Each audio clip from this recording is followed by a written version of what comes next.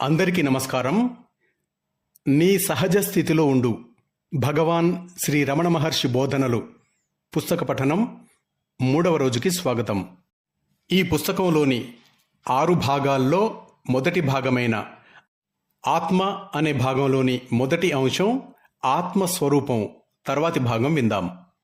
ఈ పుస్తకమంతా భక్తులు అడిగిన ప్రశ్నలకు భగవాన్ చెప్పిన సమాధానాల రూపంలో రచించబడింది.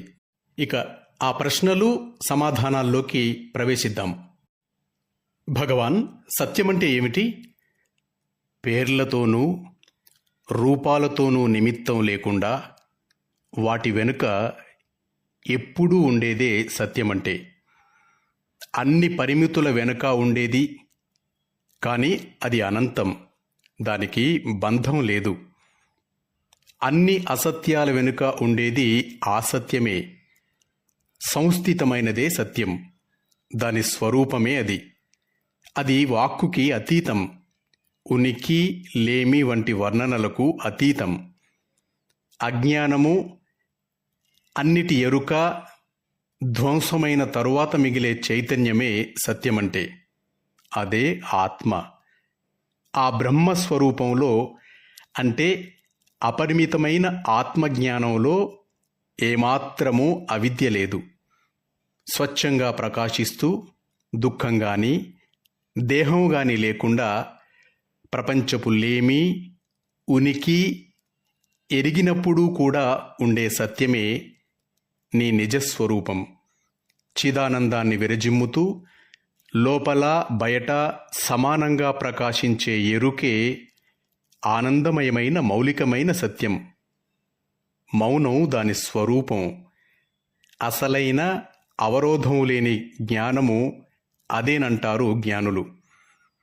జ్ఞానమే వైరాగ్యం, జ్ఞానమే స్వచ్ఛత, జ్ఞానమే భగవంతుని పొందు. ఆత్మని విస్మరింపని జ్ఞానమే అమరత్వం, జ్ఞానమే సకలమును. ఈ విషయాన్ని గుర్తుంచుకో. స్వామి, ఎరుక అంటే ఏమిటి? దానిని సంపాదించుకోవటం ఎట్లా, పెంచుకోవటం ఎట్లా? నువ్వే ఎరుక అంటే. నీకు మరొక పేరు ఎరుక. నీవే ఎరుకవు కనుక దానిని సంపాదించుకోవలసిన అవసరం కానీ పెంచుకోవలసిన అవసరం కానీ లేదు. ఇతర విషయాల గురించి, అంటే అనాత్మమైన వాటి ఎరుకను విడవాలి. చెయ్యవలసిందంతా అదే. వాటి గురించి ఎరుక విడనాడితే మిగిలేది స్వచ్ఛమైన ఎరుకే. అదే ఆత్మ అంటే. మరి ఆత్మే ఎరుక అయితే ఇప్పుడు ఆ ఎరుక నాకెందుకు లేదు? అసలు ద్వయీభావం లేనే లేదు. నీ ప్రస్తుత జ్ఞానం అహంకారం వల్ల కలిగింది. అది సాపేక్షం మాత్రమే. సాపేక్ష జ్ఞానానికి కార్యకారణాలు ఉండాలి. కానీ ఆత్మజ్ఞానం కేవల స్థితి, దానికి ఏమీ అక్కర్లేదు. స్మృతి కూడా అట్లాగే సాపేక్షం. జ్ఞాపకముంచుకోవటానికి ఒక విషయం కావాలి, జ్ఞాపకముంచుకునేవాడు కావాలి. ద్వయీభావం లేనప్పుడు ఎవరు దేనిని జ్ఞాపకముంచుకోవాలి? ఆత్మ ఎప్పుడూ ఉంటూనే ఉంది. ప్రతి వారికి ఆత్మని తెలుసుకోవాలని ఉంటుంది. తన గురించి తాను తెలుసుకోవటానికి ఎవరి సహాయం కావాలి? ఆత్మ ఏదో కొత్త పదార్థం వలె అందరూ చూడాలనుకుంటారు.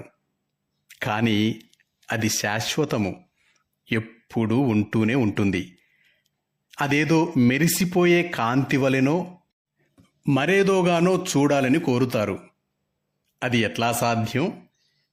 అది వెలుగు కాదు, చీకటి కాదు. అది అదే. దానిని నిర్వచించలేం. అదే నేను, నేను అదే. ఇదే అన్నిటికన్నా శ్రేష్టమైన నిర్వచనం. శృతులు ఆత్మ అంగుష్టమాత్రమని, కేశాంతమని, విద్యుత్తు కణమని, సూక్ష్మాతి సూక్ష్మమైన దానికంటే సూక్ష్మమని వర్ణిస్తాయి. ఇవేవి నిజం కాదు. అది సంస్థితమవటమే. అది వాస్తవానికి అవాస్తవానికి భిన్నం. అది జ్ఞానం. కానీ అవిద్యకి జ్ఞానానికి భిన్నం. దానిని నిర్వచించటం ఎట్లా? సంస్థితమవటమే అది. భగవాన్, ఎవరికైనా ఆత్మసాక్షాత్కారమైతే అతను చూచేది ఏమిటి? చూడటమంటూ ఏమీ లేదు. చూడటమంటే సంస్థితమవటమే. ఆత్మసాక్షాత్కారం పొందటమంటే కొత్తగా దేనినో చూడటం కాదు.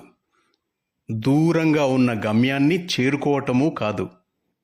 ఎల్లవేళలా నీ నిజస్థితిలో సంస్థితమవటమే.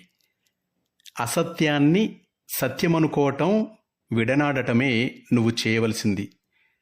ఈ అభ్యాసాన్ని మనం వదులుకోవాలి. అప్పుడు ఆత్మని ఆత్మగా గుర్తిస్తాం. ఇంత స్పష్టంగా సువిదితమైన ఆత్మ కోసం అన్వేషించానేమిటా అని నీ గురించి నీవే ఒక దశలో అనుకుంటావు. కాబట్టి ఈ ప్రశ్నకి ఏమని జవాబివ్వగలం? ఆ స్థితి దృశ్యానికి ద్రష్టకి అతీతం. చూచేవాడు గాని చూడబడేది గాని ఏమీ ఉండవు. ఇప్పుడు అన్నింటినీ చూస్తున్న ద్రష్ట ఉండడు. ఉండేదల్లా ఆత్మ ఒక్కటే. అయితే ప్రత్యక్షానుభవంగా దీనిని ఎట్లా తెలుసుకోవటం?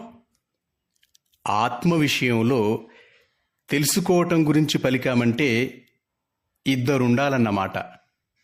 ఒకటి ఆత్మని తెలుసుకునే నేను, రెండవది తెలియబడే నేను.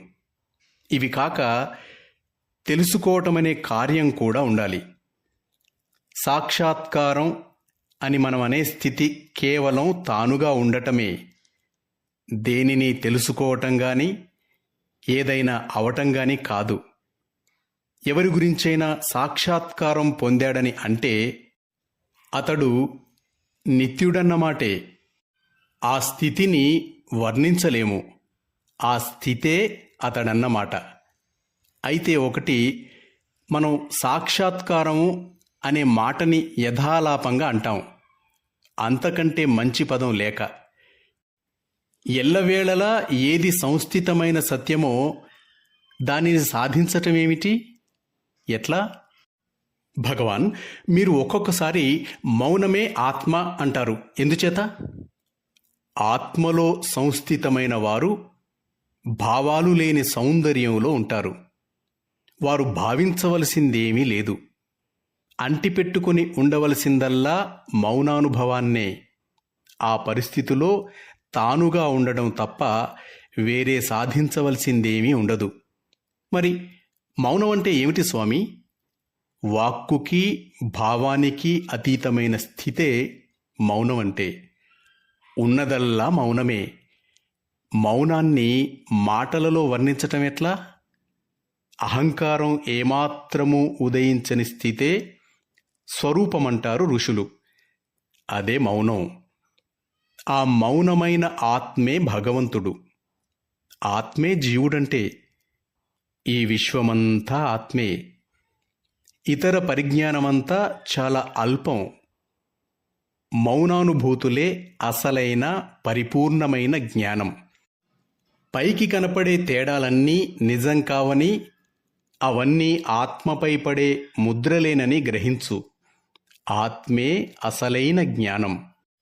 అయితే జీవరాశులు వాటికి ప్రాణం పోసేవి విభిన్నంగా అనేకంగా కనబడుతున్నప్పుడు ఒకే ఒక ఆత్మ ఉన్నదని ఎట్లా అనగలం స్వామి? నేను ఈ దేహాన్ని అనే భావాన్ని అంగీకరిస్తే ఆత్మలు అనేకం. ఈ భావం మాయమైపోయే స్థితిలో ఉండేదే ఆత్మ. ఆ స్థితిలో వేరే వస్తుజాలమంటూ ఏమీ లేదు. ఈ కారణం వల్ల ఆత్మ ఒక్కటేనని అంటాం. ఆత్మ యొక్క సహజ స్థితిలో దేహమే లేదు. మనస్సు లేకుండా దేహం లేదు. ఆ మనస్సు మోహం వల్ల ప్రభావితమవుతుంది. చైతన్య నిలయమైన ఆత్మని దేహి అంటే దేహాన్ని ధరించేది అనటం తప్పు. దేహం లేకుండా లోకం లేదు. మనస్సు లేకుండా దేహం లేదు. చైతన్యం లేకుండా మనస్సు లేదు. సత్యం లేకుండా చైతన్యం ఎప్పుడూ ఉండదు. తనలోకి తాను వెళ్ళి ఆత్మను గ్రహించిన వానికి ఆత్మ తప్ప వేరే తెలుసుకోవలసిందేమీ లేదు. ఎందుచేత? ఈ దేహాన్ని నేనుగా గుర్తించే అహం నశించటం వల్ల అతడు అంటే జ్ఞాని రూపరహితమైన చైతన్యమే. జ్ఞానికి అంటే ఆత్మసాక్షాత్కారం పొందిన వానికి తాను తప్ప ఆత్మ వేరే ఏమీ కాదని, తన దేహం కానీ మరి ఏ ఇతర పదార్థమైనా లేదని తెలుసు. అటువంటి వానికి దేహం ఉన్నా లేకపోయినా ఒక్కటే. సాక్షాత్కారం గురించి మాట్లాడటమే అనుచితం. అసలు సాక్షాత్కారం అంటూ పొందవలసింది ఏముంది? సత్యం ఎప్పుడూ ఒకే విధంగా ఉంటుంది. మనం దేనిని కొత్తగా సృష్టించటం లేదు. అంతకు పూర్వం లేని దానిని ఏదీ కూడా సాధించటం లేదు. దీనికొక ఉపమానాన్ని శాస్త్రాలు ఇస్తాయి. మనం నూతిని తవ్వి ఒక పెద్ద గోతిని కల్పిస్తాం. ఆ గోతిలో గాని నూతిలో గాని ఉన్న ఖాళీ స్థలాన్ని మనం సృష్టించలేదు. ఆ ఖాళీ స్థలాన్ని కప్పివేసిన మట్టిని మాత్రమే మనం తీసివేశాం. ఆ జాగా ముందు ఉంది, ఇప్పుడు ఉంది. ఆ విధంగానే ఎంతో కాలంగా మనలో ఉన్న సంస్కారాలని విసర్జించాలి. అవన్నీ పోయాక ఆత్మ ఒక్కటే ప్రకాశిస్తుంది. స్వామి, మరి దీనిని చేయటం ఎట్లా? విముక్తి పొందటం ఎట్లా స్వామి? మన నైజమే విముక్తి. మనము అదే. మనం విముక్తి చెందాలని కోరుకోవటమే ఈ బంధాల నుండి విమోచనం మన నైజము అని తెలుపుతుంది. అది కొత్తగా సాధించవలసినది కాదు. చేయవలసిందల్లా ఒక్కటే. మనం బంధితులం అన్న భావాన్ని విడనాడటం. అది జరిగితే ఏ కోరిక ఏ భావము ఉండదు. విముక్తి చెందాలన్న కోరిక ఉన్నంత కాలం నీవు బంధితుడవు అని గ్రహించు. మాస్టర్స్, తరువాతి భాగాన్ని రేపు విందాం. అంతవరకు సెలవు తీసుకుంటూ మీ నవీన్, వరంగల్.